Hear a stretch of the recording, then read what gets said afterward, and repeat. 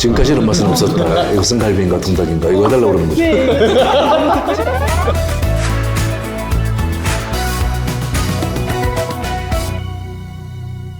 네, 안녕하세요. 저희 왓챠와 백은하 배우연구소가 함께하는 배우연구소 2020년 첫 손님으로는 유승용 배우님 모셨습니다. 반갑습니다. 너무 반갑습니다. 이렇게 와주셔서 너무 영광입니다. 감사하고 예. 올해 첫 손님으로 또 유승용 배우를 모시니까 저도 마음이 왠지 든든하기도 하고 그러네요.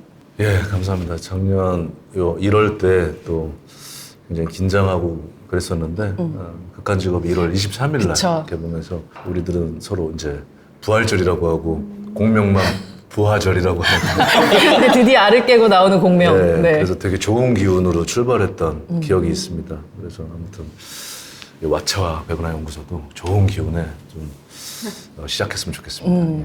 오늘 지금 앞에 함께 하시는 분들이 또 누구신가 궁금해 네. 하실 수도 있는데요. 왓챠 어플에서 또 유승용 배우의 영화를 되게 높은 점수로 별점을 또 매기시고 또 많은 코멘트를 달아주신 분들 중에서 그 분들 중에서 또 뽑아서 그분들이 신청을 받아서 그 중에서 또 뽑아서 이 자리에 세 분이 최종적으로 함께 하시게 된 겁니다. 네. 반갑습니다. 한번 각자 인사를 좀 네. 부탁드려도 될까요? 지금 올해 33살 되는 박기범이라고 하고요. 유승용 배우님 팬인데 왓챠를 제가 평점 매기 재밌잖아요. 평점 계속 매기다 보니까 나중에 보니까 되게 높은 점수가 많더라고요. 그래서 나 생각보다 되게 팬이구나. 맞습니다. 반찬 해고 오셨대요. 비밀. 그렇군요. 할 건데. 토요일인 거예요.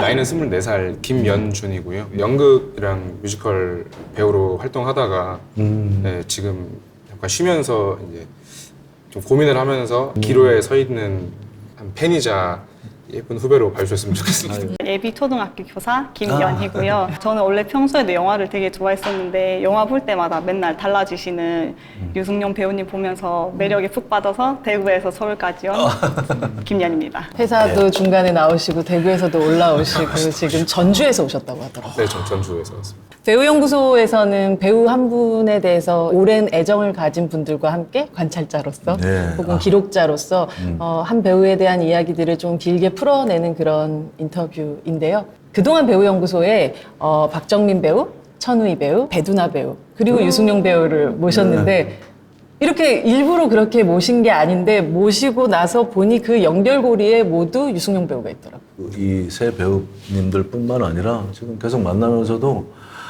야 이렇게 너무 신나요. 협업이라는 그쵸. 것 이게 무슨 어떤 스포츠처럼 경쟁에서 이기는 어떤 순위를 다투는 직업이 아니고 같이 무언가를 하는 모닥불이나 숯불처럼 혼자 뛰어넘으면 꺼지잖아요. 근데 같이 있을 때 어떤 시너지를 내는 그런 온기를 내는 그런 게 배우들이고 동료들인 것 같아요. 사실 극한직업도 너무 행복하게 찍었거든요. 저희 모토는 그랬어요. 우리 인생을 우리가 만들 수 있는 이 4개월, 5개월, 6개월을 우리 충분히 행복하게 만들자. 근데 보시는 분들이 다 아시더라고요. 쟤네들 친했구나, 행복했겠구나, 그럼요. 좋았겠구나.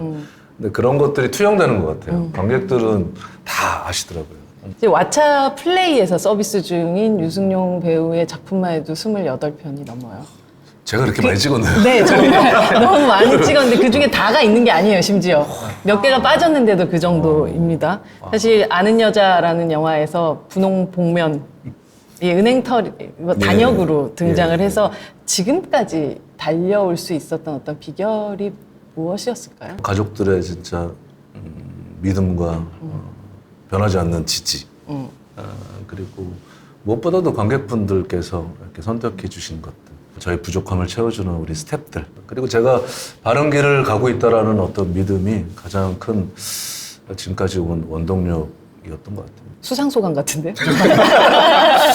늘 생각하고 있었던 것 같아요. 부담이나 어떤 이런 것들로 채워지지 않는 할 수 없는 그게 엔진이나 기름이 될 수 없는 그냥 너무 좋았었던 안 하면 미칠 것 안 같아요. 하면 미칠 것 같은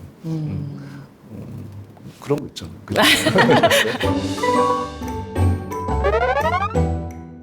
엄청 바쁜 올 초를 보내고 계시잖아요. 말씀하셨던 것처럼 조은지 감독님의 입술은 안 돼요 라는 작품 이미 촬영을 마쳤고 예. 그리고 지금 촬영 중인 인생은 아름다워 라는 영화는 무려 뮤지컬 영화. 70년대, 80년대에 나왔던 노래들 중에 주옥 같은 노래들을 이 극하고 맞게 대사 그러니까 대사로 해도 전혀 이질감이 없는 너무나 이게 싱크가 높은 그런 노래들이 있어요. 재밌게 찍었어요. 현재 방영 중인 이 다큐멘터리 휴머니멀. 예, 예. 어제도 바로 휴머니멀의 마지막 장면을 또 찍기 위해서 예. 또 갔다 오셨다고 또 들었어요. 예, 예. 워낙 자연을 좋아하고 그리고 뭐 이제 아마존 밀림에 대한 브라질 정책들 개발 그런 게 막 속이 너무 상해요 저는. 그리고 호주 산불 때문에 막 이 마음이 막 타들어가는 것 같고 그래서 자연을 좋아하다 보니까 자연스럽게 관심을 갖게 되고 그러다 보니까 이제 여행을 하게 되고 그런 트레킹을 하게 되고 그러다 보니까 이제 자연 그리고 동물들과 공존. 사람이 공존할 수 있는 다큐멘터리가 왔는데 와 너무 뛸 듯이 기뻤어요. 전문가들과 감히 제가 갈 수 없는 그런 데 같이 가서 사자도 만져보고 뭐 이렇게 코끼리도 보고 이러면서 피상적으로 알고 있었는데 어떻게 하면 이제 인간하고 진짜 같이 살 수 있는가 그거에 대한 화두를 던지는 이야기인 것 같아요. 또 킹덤 2가 기다리고 있죠. 넷플릭스와 함께하고 있는.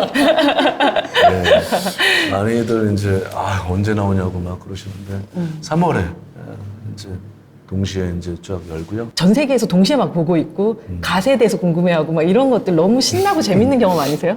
저도 이제 사극을 많이 했지만 전혀 몰랐어요. 그러니까 우리나라만 갖고 있는 고유의 어떤 모자들, 그들은 이제 되게 멋있는 모자들이라고 하는데 아시아 문화라고 하는 게 그냥 중국이나 일본 맞아요. 이런 식이었는데 우리나라 모자에 이렇게 열광할 줄 몰랐거든요. 유럽 무슨 패션쇼에서도 모델들이 가슴 쓰고 막 이렇게 이런 것도 있고 우리가 우리에 대해서 너무 자존감이 낮아져 있었고 몰랐구나 무지했구나라는 반성도 들더라고요. 이제 비원의 이런 전경들을 쫙 풍경들을 비추는데 거기에 이제 막 열광하는데 그들은 단풍이 없는 거예요. 가을이었기 창경궁. 때문에. 예, 예. 창경궁에. 네. 그래서 이제 그런 거에 대한 우리 색깔이나 이런 거에 대한 환호가 굉장히 많고. 그렇다면 유승용 배우의 인생을 또 돌이켜 보면서 거의 태생부터 얘기를 좀 한번 해볼까 예. 하는데요. 1970년 11월 29일 충청남도 서천에서 예. 태어나셨어요. 와차를 통해서 바로 잡을 건 아, 바로 그럼 잡았습니다. 그런 거 해주시라고 저는 사실 불렀어요. 아버님 고향이시고 그래서 왜 예전에는 그 맞아요. 아버님 본적으로 맞아요. 뭐 이렇게 많이 하잖아요. 그쵸. 그래서 저는 서울에서 태어났고 서울에서 자랐고 그렇구나. 예, 그래서 근데 어렸을 때 왜 많이들 옮겨 이사 다니고 그쵸. 막 그러면서 고향이라는 느낌이 별로 서울엔 안 드는 그런 분들 많이 계실걸요. 네, 그냥 아파트를 고향이라고 하지 않잖아요. 막 그런 느낌. 몇 단지가 고향이다 이런 뭐 아무튼 그런 느낌이어서 그냥 고향이 어디냐 그러면 그냥 본적을 올렸었던 것 같아요. 근데 그게 이제 자연스럽게 고향이 서천이다 이렇게 된 것 같아요. 서울 네. 어느 동네에서 태어나셨어요? 서울 장위동. 장위도. 예. 아, 그러셨구나. 이제 누군가가 지금 바꿔주세요, 정말. 네. 소년 유승용은 어떤 소년이었어요? 제 일기장을 보면은 그때 왠지 모르게 이렇게 탈옥이라는 단어를 많이 썼던 것 같아요. 탈옥. 네. 그러니까 현실 자체가 되게 이제 효율적이지 않고 합리적이지 않고 맞아요. 그렇게 생각을 했었나 봐요. 그래서 늘 벗어나고 싶다. 뭔가 답답하다. 약간 뭐 우울증 같은 게 있었을 수도 있었던 것 같아요. 이 답답한 것들에 근데 대해서. 사실 어릴 때는 내가 뭔가를 하고 싶어도 내 맘대로 할 수 없잖아요. 그러니까. 경제력도 없고 그러다 보니까 뭐 저도 그런 거 맨날 써놨던 것 같은데 이 집 나가고 싶다 이런 거. 아니 가출은 아니었고 탈옥이었어요. 탈옥. 아, 어떤 현실에 대한 부분이군요. 그 단순히 네. 어떤 공간뿐 아니라. 그 어떤 돌파구 하는 게 저는 연기였고 숨통이 탁 트이는 것처럼 그래서 정말 인생에 있어서 굉장히 중요한 시점이었던 것 같아요. 그 나라는 존재를 찾아다니는 어떤 방황의 시기?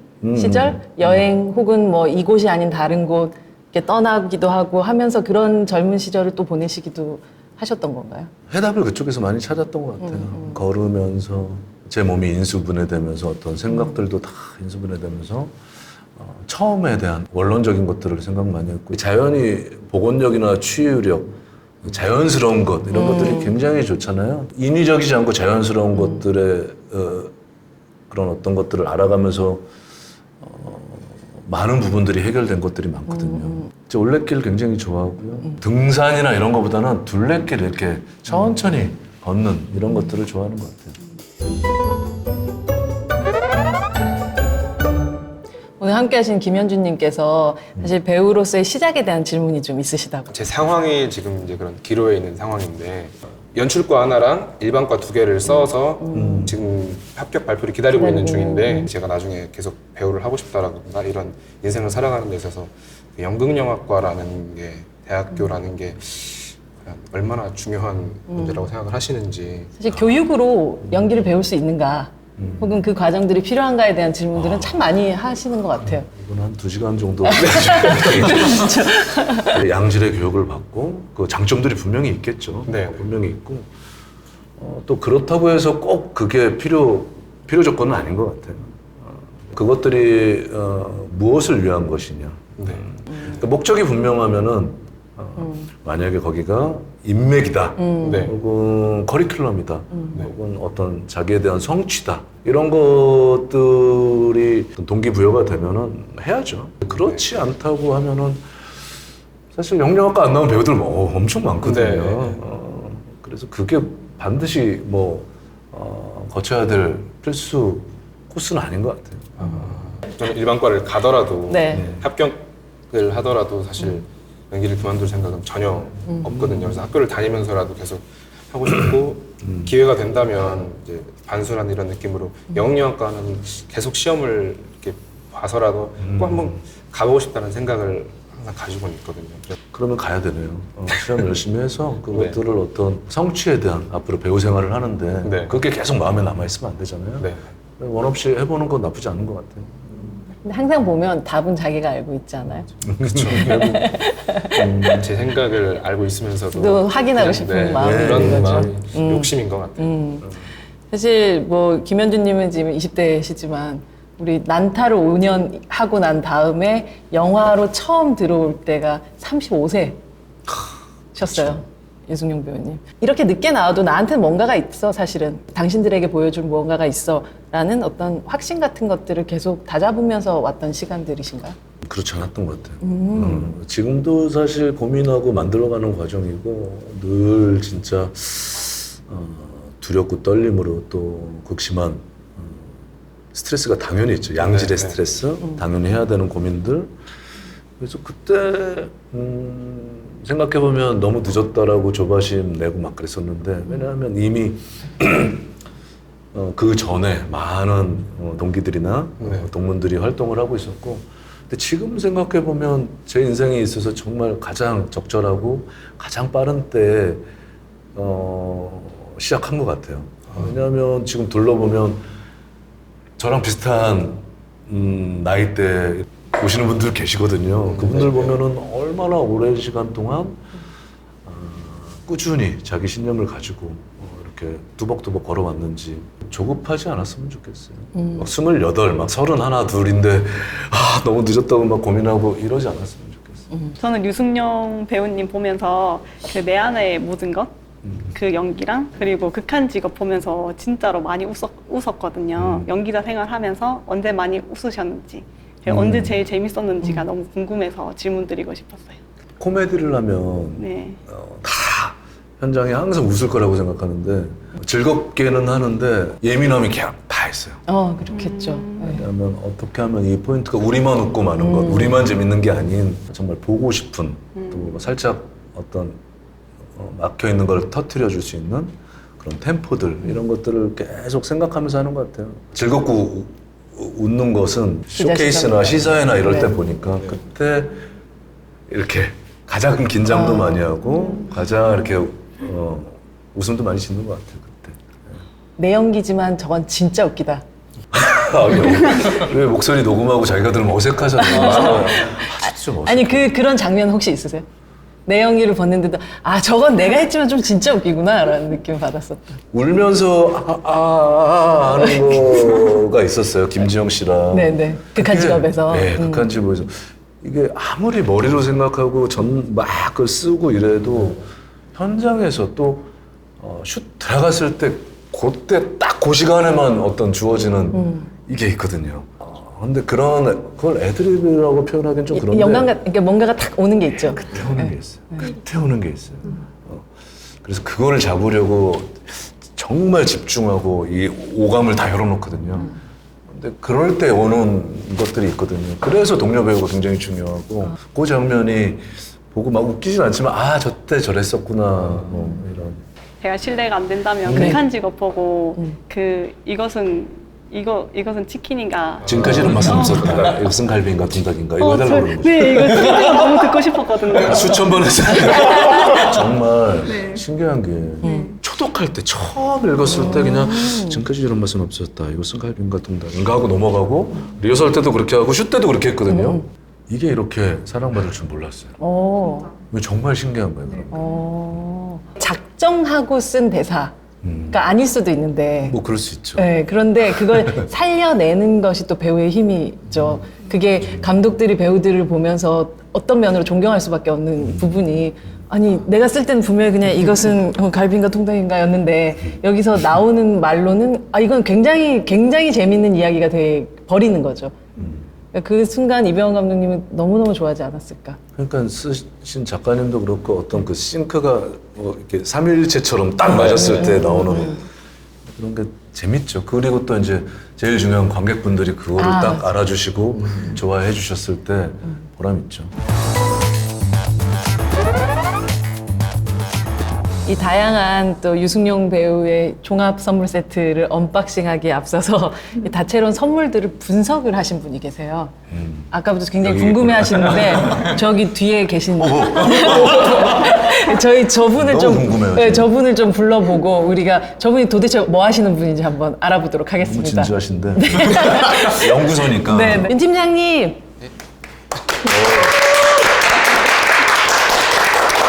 네. 안녕하세요. 마차데이터 브리핑을 맡은 R&D 팀장 윤정빈입니다. 유승용 배우는 2004년 영화 아는 여자로 데뷔 후 지금까지 총 42편의 영화, 6편의 TV 시리즈에 출연하였습니다. 영화 대표작으로는 극한 직업, 명량, 7번 방의 선물, 내 안의 모든 것 등이 있으며 대표 시리즈로는 별순검 시즌 1, 킹덤이 있습니다. 출연작을 성별 선호도에 따라 분류해 보았습니다. 저희는 작품에 별점 4점 이상을 준 유저를 해당 작품의 선호 유저로 정의하였습니다. 이 기준에 따르면 여성 선호 작품 1위는 드라마 별순검 시즌 1이었는데 선호 유저 중 여성 비율이 84.2%로 압도적으로 높았습니다. 2위는 도리화가, 3위는 아이들, 4위는 7번 방의 선물, 5위는 손님이었습니다. 이에 반해 남성 교집합이 선호 하나도 작품 없어. 1위는 거룩한 계보였으며 선호 유저 중 남성 비율은 83.9%를 차지했습니다. 2위는 평양성, 3위는 염력, 4위는 시크릿, 5위는 최종 병기 활이었습니다. 저희는 왓챠플레이 시청 데이터를 바탕으로 극한 직업과 최근 겨울왕국2 개봉으로 전작까지 다시 인기몰이 중인 겨울왕국의 시청 잔존율 비교를 번외로 준비해보았습니다. 시청 잔존율이란 유저가 영화가 끝날 때까지 얼마나 남아있는지를 수치하는 지표인데요. 이 지표가 높을수록 몰입도가 높고 재밌는 작품이라고 볼 수 있습니다. 도출된 그래프를 보시면 극한 직업이 모든 구간에서 잔존하는 유저가 더 많은 걸 볼 수 있습니다. 참고로 극한 직업의 시청 잔존율은 83.3%였는데 이 수치는 왓챠플레이에서 서비스하는 주요 영화 중 1등이었습니다. 일단 한 번 플레이를 시작하면 멈출 수 없다. 48편? 거의 50편이 넘는 작품들을 지난 몇 년 동안 그렇게 해오셨다는.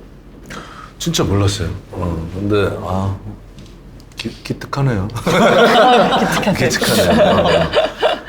쉬셨던 적이 있으세요? 생각해보면. 어떤 뭐 작품을 하기로 했는데 뭐 갑자기 사정 때문에 못 하게 돼서 본의 아니게 아주 잘 쉬었어요. 저는 공격적으로 그 시간을 내요. 그래서 심지어는 한 6개월 전에 예약을 해놔요. 아프리카 4번 갔거든요. 그리고 그리고 다음 달에도 이제 필리핀 한 열흘 가고 단순한 여행뿐만 아니라 보람을 느낄 수 있는 뭐 그래서 좀 치열하게 쉬는 편이에요. 쉼도 되게 계획해서 누가 그런 말씀하셨는데 핸드폰이 완전히 꺼놓고 충전하지 않잖아요. 네. 그러니까 한 35%, 15% 잘 때 충전하고 저는 그런 편인 것 같아요. 쉼 안에서도 분명히 뭐가 얻는 게 있거든요. 그리고 또 촬영하면서도 쉬어요. 촬영이 오히려 들어간 다음부터는 어느 정도 이제 시동이 걸렸잖아요. 그 다음부터는 마음에 좀 쉼들이나 이런 여유들이 생기는 경우가 많아요. 그리고 편하고 현장이 제일 편해. 큰일 났어. 아 근데 진짜 오랫동안 일을 하셨던 배우분들이 이 말씀 많이 하세요. 아 너무 편해 현장이. 밖에서는 어떻게 보내야 될지 오히려 모르겠고 현장에 와서 현장에 있는 게 제일 편하다고. 너무 편해 현장이. 이게 타고난 거죠 사실. 보면. 근데 정말 치열하게 일을 하고 치열하게 잘 쉬는 거. 이런 것도 결국은 앞서 얘기하셨던 지금까지 올 수 있는 비결 네. 중에 하나셨겠네요. 그 중에 하나인 것 같아요. 글쎄요, 뭐 배우가 뭐 다양한 역할을 소화해야 하는 거는 뭐 어떻게 보면 당연한 약간 숙제 같은 건데 그 중에서 가장 네 가지로 감정을 네 가지로 이렇게 러프하게 봤을 때 희노애락이 있잖아요. 네. 네, 희노애락 중에서 본인이 가장 이 감정, 이 희노애락 중에서 어떤 연기를 할 때 가장 좀 자신 있다고 생각하는 부분이 있는지. 자신 있다고 하면 좀 그럴까요? 모든 것들이 사실은 그 희노애락 중에서 동시에 그것들이 이루어진다고 생각은 하는데 네. 어떤 것들이 중심이 되는 것이 있고 그걸 돕는 감정들이 있는 것 같아요. 저는 기본적으로 사실 인간은 애라고 생각하거든요. 왜냐면 울면서 태어났고 제가 젊은 시절에 왠지 모를 어떤 탈옥 뭔가 내가 어디서로 왔고 내가 누구고 어디로 가야 되고 인생에 대한 고민? 이 슬픔들이 있거든요. 그래서 그것들을 좀 공감하고 이해해주고 그게 치유가 됐을 때 보람을 가장 많이 느끼는 것 같아요. 페이소스 그리고 블랙 코미디를 제가 그래서 좋아하는 것 같아요. 아이러니한 것들. 그 대사가 생각나네요. 예전엔 집 들어가는 게 그 누워서 하는 씬 있잖아요. 그 집 들어가는 게 너무 싫었다고. 근데 원본입니다. 네, 근데 야. 이젠 아내가 먼저 씻어. 근데 그래도 들어가는 게 나은 것 같아. 그 대사가 그 슬픔이 약간 있잖아요. 그게. 연건이네. 영광입니다. 수석처럼. 이 왓챠 평균 별점에서 드라마 시대극 두 부문의 1위가 광해 된 남자였어요. 그러니까 이병헌 배우가 해야 되는 이 역할이 하선과 광해라는 역할이 코미디하고 정극을 이렇게 오가는 그러면서 그 안에서 또 밸런스를 잡긴 하지만 그 안에 또 자유도가 있는 연기라면 어떻게 보면 이 도승지라는 캐릭터는 상대의 무게가 지금 어디쯤에 와 있나를 정확하게 체크를 한 다음에 내가 또 이걸 맞춰줘야 되는 역할이기 때문에 누군가가 봤었을 때는 이쪽에서 쇼를 하고 있는 것처럼 보일 수도 있고 이쪽에서 퍼포먼스를 하고 있는 것처럼 보일 수도 있지만 실제 이 퍼포먼스는 더욱 더 치열하게 이루어져야 된다는 생각이 드는 캐릭터이기도 했었던 것 같아요. 그 어떤 무게 중심을 맞추는 연기의 밸런스를 만드는 자신만의 방법 같은 게 있다면 무엇일까요? 사실 그건 뭐 감독님, 추장래 감독님께서 잘 해주신 거고 말씀대로 어떤 뭐 연기에도 그 질량 보존의 법칙 같은 그쵸. 느낌이 있는 것 같아요. 어떤 무게감에 대한. 그래서 총량이 넘으면 안 되고 사실. 그렇죠. 네. 이병헌 씨가 막 재밌게 할 때는 무게를 잡아주고 또 어떤 좀 두려움에 떨 때는 좀 웃겨주고 이런 것들이 뭐 감독님께서 많은 디렉션을 주셨고 약간 본능적인 이런 것들이 있는 것 같아요. 그래서 너무 좋은 것 같아요. 그 배우하고 만났을 때 그 긴장감들이나 느낌들이 너무 좋은 것 같아요. 그래서 처음에는 이병헌 씨랑 이제 지금은 뭐 이제 친구시죠. 친구지만 그때는 첫 촬영할 때는 거의 대화를 안 나눴거든요. 그 긴장감을 유지하려고. 캐릭터와 비슷하게. 예, 비슷하게. 그래서 그때 그 긴장감들이 너무 좋았던 것 같아요. 꼭 뭐 그런 표현을 했었는데 테니스를 치듯이. 네.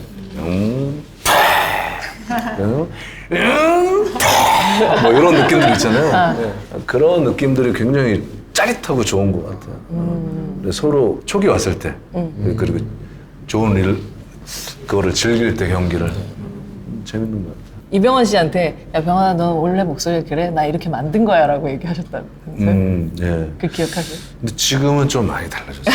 근데 그때는 정말 그렇게 목소리들을 내 스스로가 예. 어떠한 캐릭터에 만들어져야 한다라고 생각을 하시고 좀 만드신 부분들도 있으세요?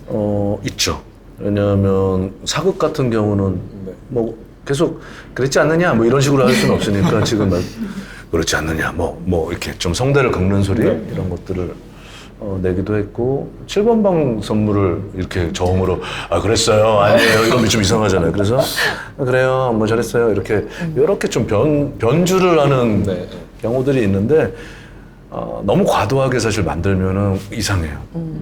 그래서 자연스러운 게 제일 좋은 것 같아요. 예전에는 중요한 기본을 하기 위해서 발성이나 발음이나 이런 것들을 막 젓가락 물고 막 했었는데 전달을 위해서 그것도 좀 달라진 것 같아요. 예전에는 그 무대 그래서 맞아요. 멀리 있는 마이크도 없고 그랬을 때 멀리 들리게 하려고 여기서 이제 꽂히게. 그랬지 않느냐 막 이렇게 뾰족하게 요즘에는 이게 너무 발전이 돼서 약간 이렇게 오바처럼 느껴질 수 있어요. 그래서 우리가 서로 지금 얘기하면서 말을 더듬거나 혹은 발음이 안 좋아서 안 들린 적 없잖아요. 우리 다 배우들이 아님에도 불구하고 그것처럼 자연스러운 게 제일 좋은 것 같아요. 오히려 지금은 자연스러운 연기를 위해서 전날 목을 긋거나 성대를 망가뜨려서 왜 그렇지 않습니까? 이거는 그런 게 왜 자연스러울 수 있으니까 그래서 성대를 약간 괴롭히는 경우는 있어도 너무 뭐 그렇지 않습니까? 헤이 제인 이리 오라고 뭐 이러면 이게 너무 어색한 거야. 오히려 잘 발성되는데 그게 시대에 따라 조금씩 달라지는 것 같아요. 우리가 90년대 아까도 말씀하신 이제 한석규 선배님이나 뭐 송강호 선배님 이런 분들이 등장을 하시잖아요. 그게 뭐냐면 동시녹음 시대가 그 옛날에 더빙 시대가 없어지면서 이 자연스러운 연기를 선호하다 보니까 맞아요. 좋은 목소리 그리고 자연스러운 연기 계속 변해 간다라고 생각해요. 근데 아까 처음에 말씀드렸다시피 기본을 연습할 때는 당연히 필요한 과정들이죠.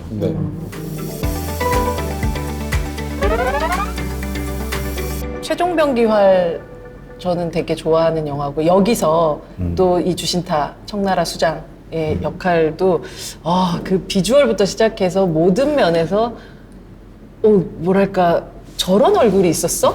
라고 생각했었던 굉장한 역할이기도 했었는데 동시에 그 영화 속에서 쓰시던 언어가 굉장히 독특하잖아요. 실제 지금은 누구도 쓰고 있지 않고 어떤 무엇보다 비요. 근데 이게 무슨 말인지를 몰라도 어떤 위험이 느껴지고 이 사람의 감정이 느껴지고 모든 것들이 다 고스란히 전달되는 거예요. 그게 뭐 실제 뭐 자막이 뜨기도 하지만 굉장히 만주어 선생님을 괴롭히셨다는 소문도 있고 네.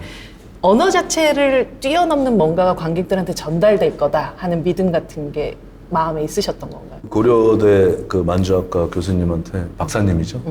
그분한테 많은 도움을 받았고 실제로 그 거의 사화가 됐는데 만주족 분들께서 더 이상 굉장히 쓰지 않으시니까. 고마움을 표했고 사화가 된 언어를 이렇게 복원해서 이제 영화로 이렇게 해서 너무 고맙다고 했고 그 감정에 충실해서 사실 솔직하려고 노력을 굉장히 많이 했던 것 같아요. 그 감정에. 사실 한국어라는 거는 여기서 아 다르고 다르고 여기서 쉼표를 찍고 그 다음에 넘어가고 이런 것들이 명확하게 내 평생을 살아왔던 언어기 때문에 감각이 있단 말이에요. 근데 이 언어는 도대체 어디서 끊어야 되고 어디서 힘을 줘야 되고 이런 게 감이 안 올 수가 있단 말이죠. 그래서 많이 괴롭혔던 것 같아요. 혹여라도 조금 좀 잘못 이렇게 고증이 될까봐. 그 만주어 중에서 제일 아름다웠던 단어 같은 게 어둠 보던 비요.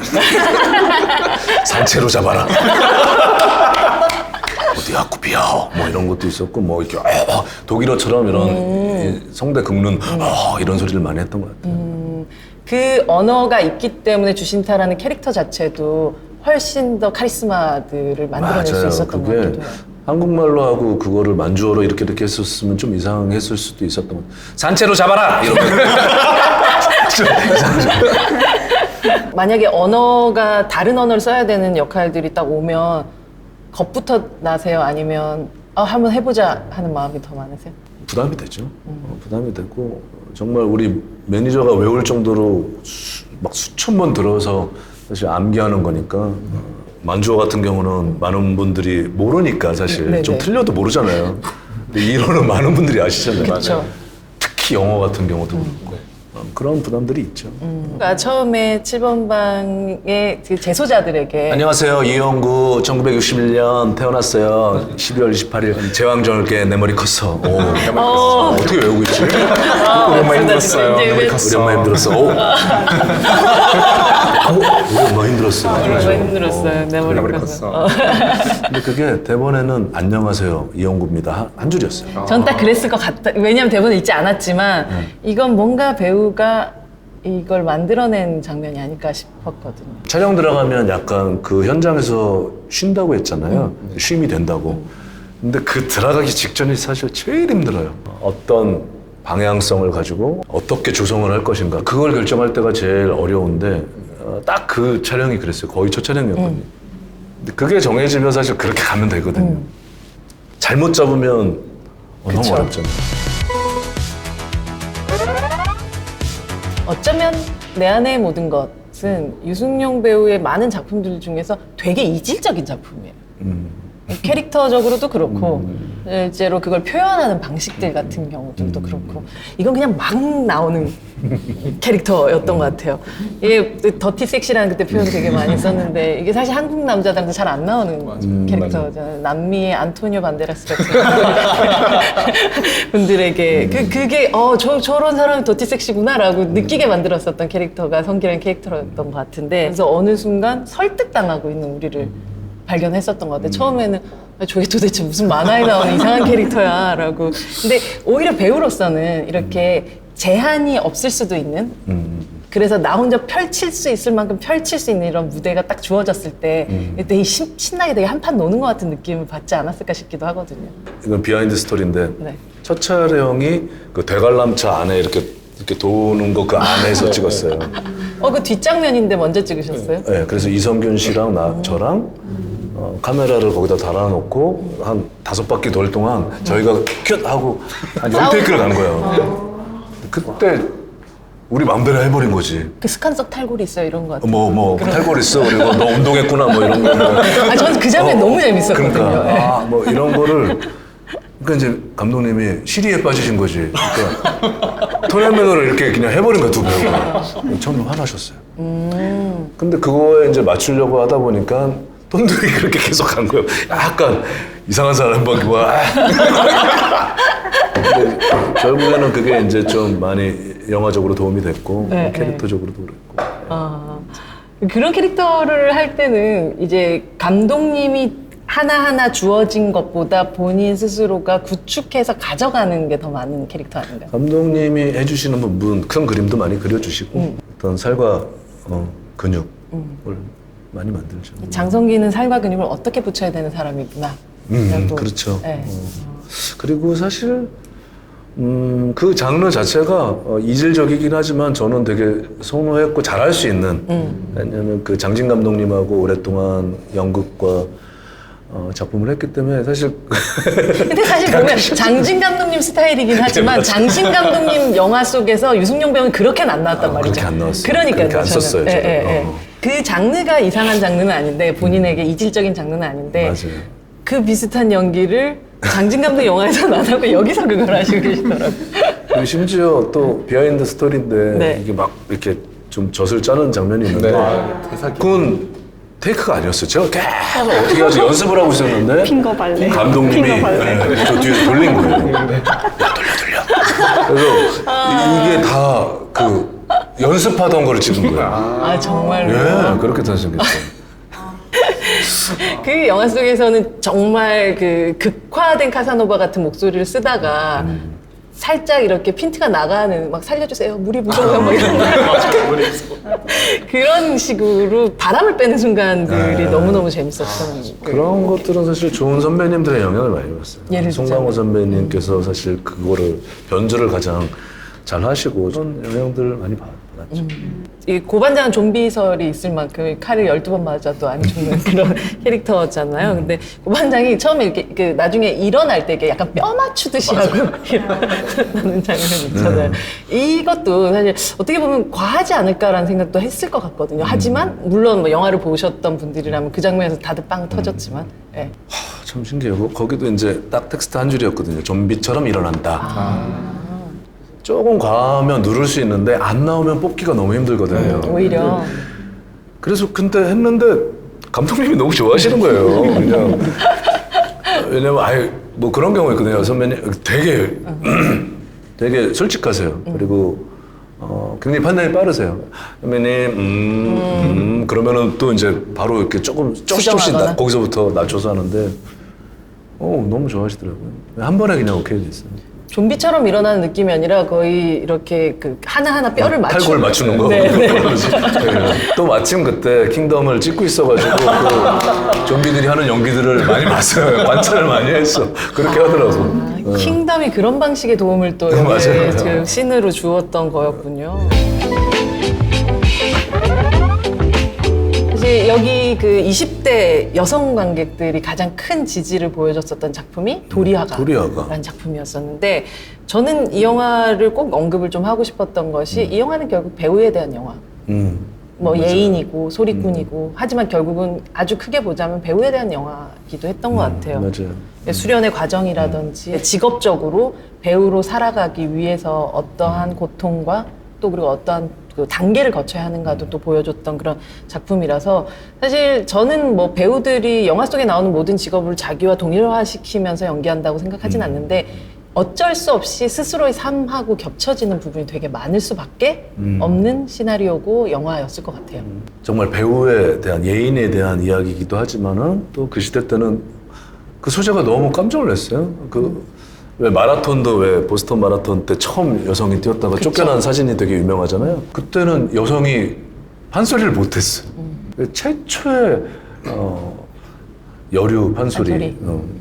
그래서 그것들을 알아봐주고 그 멘토가 굉장히 중요하고 좀 저한테도 그런 은사님들이 있거든요. 아까 말씀드린 장진 감독님도 그러시고 뭐 이순신 감독님도 그러시고 그때마다 좋은 길로 이렇게 이끌어 주신 분들이 계신 것 같아요.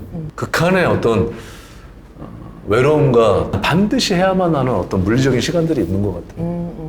그냥 이렇게 갑자기 하고 싶다고 해서 다 되는 건 아닌 것 같아요. 그것들을 극복하고 이겨냈을 때 오는 그때 차이가 사실 엔지니어냐 아트냐의 아주 미묘한 차이가 있는 것 같아요. 영화 시작에 보면 신재호가 소리를 하면 그걸 어린 채성이 듣게 되는 그런 장면이 나오는데 마음껏 울거라. 그 목소리로 들었으면 좋겠다. 울다 보면 웃게 될 거예요. 한번 해주세요. 마음껏 울거라.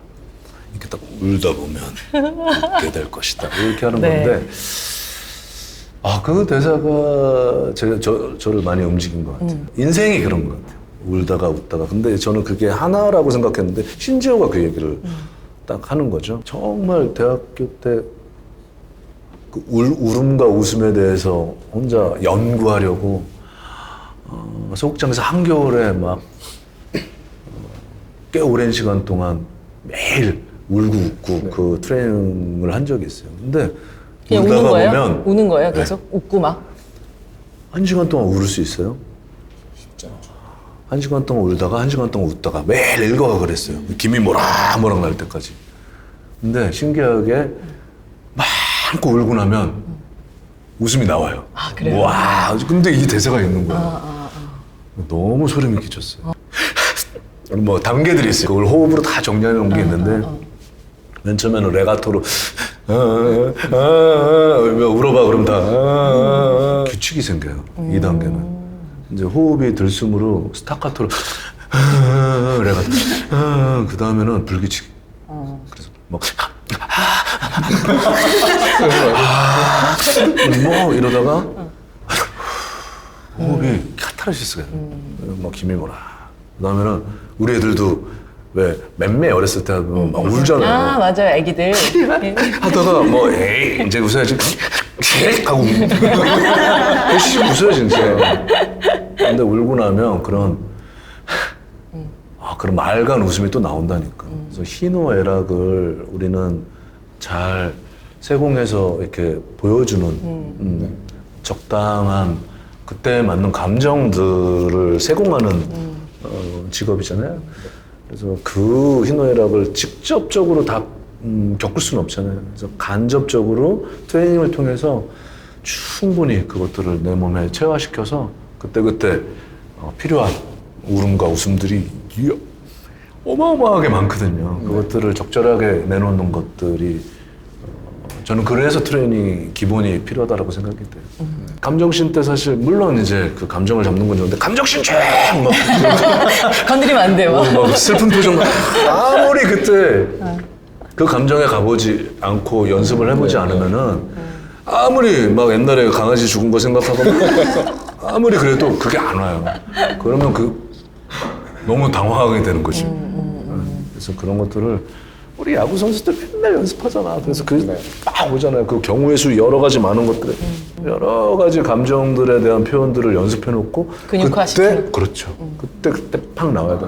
배우들은 그런 어떤 결과물들을 6개월에 한 번, 뭐 1년에 한 번, 혹은 짧게는 뭐 3, 4개월에 한 번씩 내놓는 사람으로서는 이걸 한 번만 하고 말 게 아니기 위해서는 끊임없이 멘탈을 또 관리해야 되는 부분들이 있을 것 같아요. 잘 됐던 작품들도 한 번도 그렇게까지 잘 될 줄 몰랐어요. 맞아요. 극단 7번 방도 7번 방이나 광해나 사실 명량은 사실 천반 영화를 바라보고 좀 기획해서 찍은 거고 그만큼 규모도 있었으니까요. 네. 그리고 안 된 영화도 이렇게까지 안 될 줄 몰랐거든요. 아니, 그러니까 인생을 배우는 거죠. 이게 내 마음대로 되는 것도 아니고 내 마음대로 계획된다고 그렇게 되는 것도 아니고. 그래서 작품을 선택할 때, 자, 그럼에도 불구하고 제가 세운 어떤 여러 가지 경우의 수보다 안 됐을 경우에도 후회가 없느냐를 하는 것 같아요. 소수지만은 그분들이 만족감을 느꼈거나, 혹은 꼭 이거는 해야만 하는 어떤 사명감이 있는 작품이거나, 이 감독님하고 꼭 해보고 싶다거나, 이런 어떤, 그러면, 많이 안 돼도, 괜찮을 수 있겠다라는 어떤 내 나름대로의 구멍을 만들어 놓는 것 같아요. 안 그러면 힘드니까. 항상 새로운 역할에 도전을 많이 하시는데 동시에 내가 잘할 수 있다라는 생각이 드는 배역과 좀 도전하고 싶다 하는 약간 그런 배역이 동시에 들어왔을 때 어느 쪽을 택하시고 싶으세요? 어렵다. 아닌가? 어렵잖아요. 어렵지 않아요? 그 시기가 있었어요. 그러니까 잘할 수 있는 것을 했었던 때가 있고 도전해보고 싶었던 것들이 있었고 근데 도전해봤던 것들이 잘 안 됐어요. 그러니까 이제 큰 교훈들을 얻었죠. 그러니까 예를 들면 내가 하고 싶은 거를 하느냐 보고 싶은 걸 하느냐는 완전히 다른 것 같아요. 근데 그때마다 시기마다 앞으로도 마찬가지예요. 제가 도전하고 싶은 것 혹은 제가 하고 싶은 것들을 할 수도 있어요. 어떤 작품에 따라서는. 근데 그것들을 적절하게 잘 병행하는 것도 좋은 것 같아요. 저는 배우님 매력이 이것저것 다 소화할 수 있는 그거에 바로 매력이라 생각이 하는데 이때 동안 배역 중에 자신과 가장 비슷하다고 생각되는 배역이 뭔지 예전부터 물어보고 싶었거든요. 시기 때마다 제 모습이 다 있는 것 같아요. 이 사람들은 내 안에 너무 많은 내가 있잖아요. 그때 그 캐릭터에 맞는 그 내 안의 것들을 꺼내서 제일 그 부분을 극대화시키는 거죠. 그래서 뭐 사실 별승건 같은 부분도 있고 거룩한 계보의 부분도 있고 뭐 주신타 같은 아까 저를 투영했다고 했잖아요. 뭐 그런 어떤 뜨거움도 있었고 뭐 내 어렸을 때 7번 방처럼 그런 아이였을 수도 있죠. 그러니까 여러 가지 모습들을 이렇게 그때 투영시키는 것 같아요. 우리는 관객으로 35의 유승용, 40의 유승용. 그렇다고 다중인격자는 아니고. 약간 나이테처럼 볼 수 있는 그런 것 그럴 수 있어요. 같다고 생각이 들기도 하네요. 어쨌든 유승용이라는 나무는 그대로 여기 있으니까.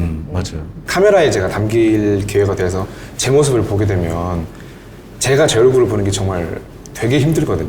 근데 아까도 배우님이 말씀하셨듯이 배우님도 카메라에 나오는 얼굴을 보시면 되게 아직도 어색하다고. 목소리.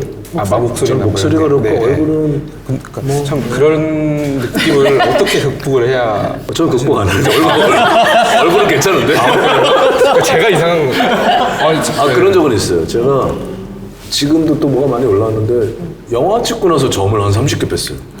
왜냐면 큰 화면에 되게 크게 보이는 거야. 이런 데가 막. 그래서 한 15, 16년 전에 그걸 뺀 적은 있었고 얼굴은 본의 아니게 피부과 시술에 대한 고백을 그것까지. 약간 좀 찝찝한 게 있으면 또 화면에 나와요. 네. 그런 부분들이 저만 아는 그런 캐치는 있었어도 뭐 내 얼굴이 이상하다. 못생긴 뭐 어렸을 때부터 얼굴 보면서 아 나는 이렇게 나는 이렇게 체면을 걸었기 때문에 익숙해져야 돼요. 화면 나올 얼굴이야라고 생각하셨어요? 그러니까 얼굴이 크니까 이제 표현이 잘 되잖아요.